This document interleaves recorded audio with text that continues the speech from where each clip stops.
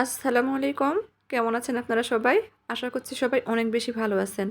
সবাইকে আবারও একবার আমন্ত্রণ করছি সাদামাটা রান্নাঘর অ্যান্ড ব্লগসের আরেকটা নতুন ভিডিও দেখার জন্য।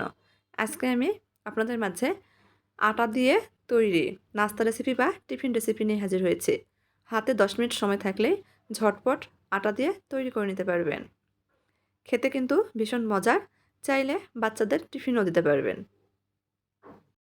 তো চলেন দেখি কথা না বাড়িয়ে তৈরির পুরো প্রস্তুত প্রণালী আপনাদের মাঝে শেয়ার করি। এখানে আমি চায়ের কাপে মেপে হাফ কাপ মতো আটা একটা বোলের মধ্যে দিয়ে দিয়েছি। দিয়ে দিচ্ছি 2 থেকে আড়াই টেবিল চামচ মতো সুজি। দিয়ে দিচ্ছি স্বাদ মতো লবণ আর চিমটি পরিমাণ হলুদ। শুকনো উপকরণ নেড়েচেড়ে মিশিয়ে নিচ্ছি। দিয়ে দিব 1 চামচ মতো তেল। তেলটা আটার সঙ্গে খুব ভালোভাবে ময়াম দিয়ে নেব। এখানে সুজি ব্যবহার করেছি। সুজি ব্যবহার করার কারণে কিন্তু নাস্তাগুলো বেশি মুচমুচে হবে।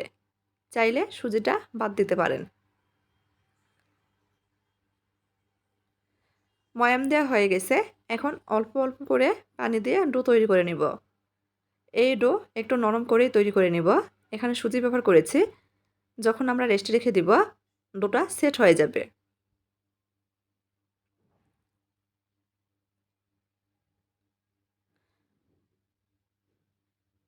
দেখেন কতটা নরম করে ডো তৈরি করে নিয়েছি।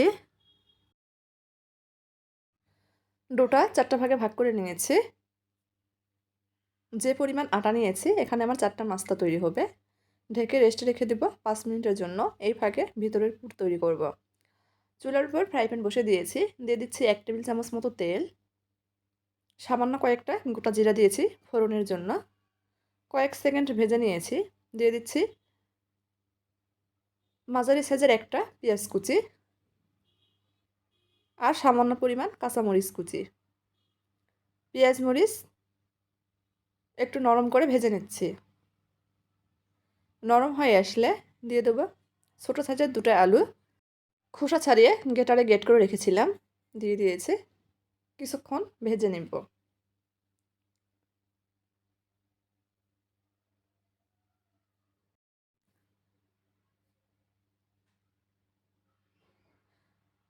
2 মিনিট মতো আলু ভেজে নিয়েছি। আলু প্রায় নরম হয়ে গেছে। এখন এর মধ্যে দিয়ে দিচ্ছি স্বাদ মতো লবণ, সামান্য পরিমাণ হলুদ গুঁড়া, গুঁড়া মরিচ, নেড়েচেড়ে মিশিয়ে নিচ্ছি। মশলাগুলো আমি আমার পরিমাণ মতো ব্যবহার করছি। যেহেতু অল্প পরিমাণ নাস্তা তৈরি করছি, সে অনুযায়ী এখানে গুঁড়া মশলা ব্যবহার করেছি। দিয়ে দিয়েছি সামান্য পরিমাণ ভাজা জিরার গুঁড়া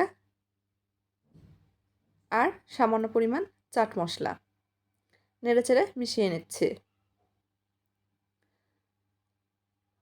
অবশ্যই এখানে চাট মশলাটা ব্যবহার করতে হবে, এতে করে কিন্তু নাস্তা বা টিফিনের স্বাদ অনেকটাই বেড়ে যাবে।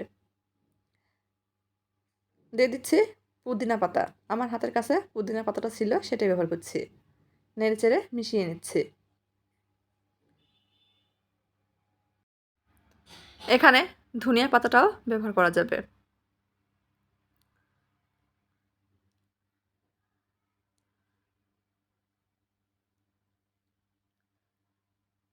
রান্না হয়ে গেছে, উঠিয়ে নিব। উঠিয়ে হালকা ঠান্ডা করে নিব। এদিকে 5 মিনিট পর ডোগুলো কিন্তু আগের থেকেই অনেকটা নরম হয়ে গেছে। এখন রুটি বেলে নিব। পিঁড়ি নিয়েছি, পিঁড়ির উপর সামান্য পরিমাণ আটা ছড়িয়ে দিব। একটা লেচি নিয়ে নিয়েছি, হালকা হাতে বেলে নিব। চেষ্টা করছি চারপাশে সমানভাবে বেলে নেওয়ার জন্য। একইভাবে সবগুলো রুটি কিন্তু বেলে নেব। বেলে নিয়েছি, মাঝখানে তৈরি করে রাখা আলুর পুর দিয়ে দিচ্ছি। এক পাশে একটু জায়গা ফাঁকা রেখে কিন্তু দিচ্ছি। বাড়তি রুটির যে ফাঁকা অংশটা আছে উপর থেকে এভাবে দিয়ে মুখটা বন্ধ করে দিচ্ছি। হাত দিয়ে চেপে চেপে একটু বন্ধ করে দিতে হবে, তা না হলে ভেজে নেওয়ার সময় খুলে যাবে। কাঁটা চামচ দিয়ে সুন্দর ডিজাইন করে নিচ্ছি, এতে করে দেখতে ভালো লাগবে।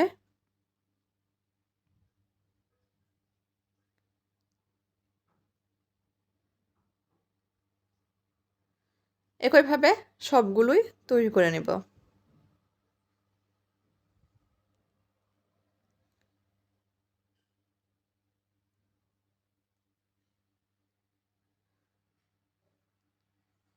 আমি সবসময় চেষ্টা করি হাতের কাছে থাকা উপকরণের রেসিপিগুলো আপনাদের মাঝে শেয়ার করার জন্য। আমার এই ঘরোয়া উপকরণের রেসিপিগুলো যদি আপনাদের একটু ভালো লেগে থাকে তাহলে প্লিজ সবাই চ্যানেলটি সাবস্ক্রাইব করবেন, লাইক কমেন্ট শেয়ার করে নিয়মিত চ্যানেলের পাশেই থাকবেন।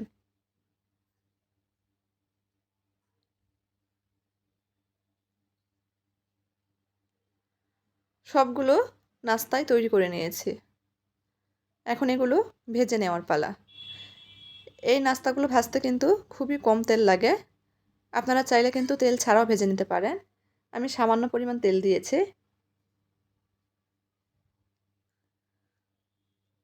প্রথমে 3টা নাস্তা দিয়ে দিয়েছি। 3টা দিয়ে নাড়াচাড়া করতে একটু অসুবিধা হচ্ছিল।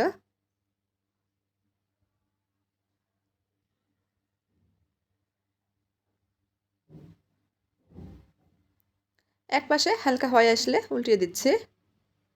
এভাবে উল্টিয়ে পাল্টিয়ে মুচমুচে করে ভেজে নেব।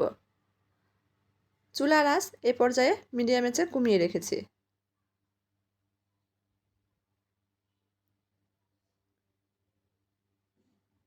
ভাজা হয়ে গেছে, উঠিয়ে নিচ্ছি।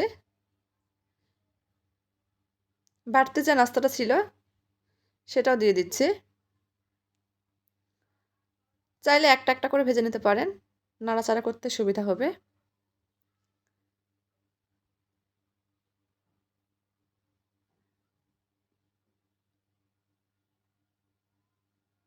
সবগুলো নাস্তা বা টিফিন ভেজে নিয়েছি। দেখলেন তো, হাতের কাছে থাকা শুধুমাত্র আলু আর আটা দিয়ে 10 মিনিটে ঝটপট কত সুন্দর নাস্তা বা টিফিন রেসিপি তৈরি হয়ে গেল। বাচ্চাদের টিফিন বক্সে দিলেও কিন্তু টিফিন বক্স খালি হয়ে যাবে। কাছ থেকে দেখিয়ে দিচ্ছি কতটা মুচমুচে হয়েছে, ভিতরে পুড়ে ভরা। ভেঙে শেয়ার করছি। তো আজকের মতো এই পর্যন্তই। সবাই ভালো থাকবেন। আল্লাহ হাফেজ।